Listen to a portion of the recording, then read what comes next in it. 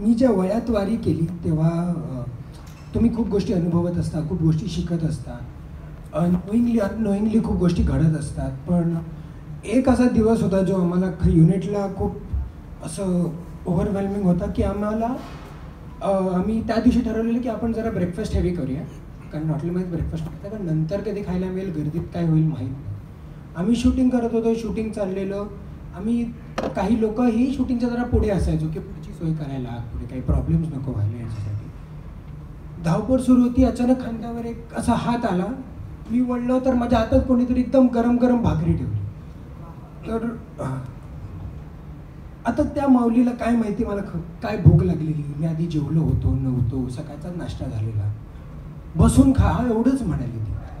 आत्ता त्या टाईमला ती भाकरी, खरं तर मला असं झालं की ही भाकरी खरंच खाऊ नये, कारण ती एवढी मनापासण्याची होती. मी 2 मिनटं घेतली, मी ती तोडली, मी ती खाल्ली. तिच्यासारखी सुंदर गोड भाकरी कधी नव्हती. आजूबाजूला जे कोणी होते त्यांना मला ती देता आली. ती संपली. ती संपेपर्यंत परत त्या माऊलीने येऊन दुसरी भाकरी दिली. हे सगळं देण्याची ही जी वृत्ती आहे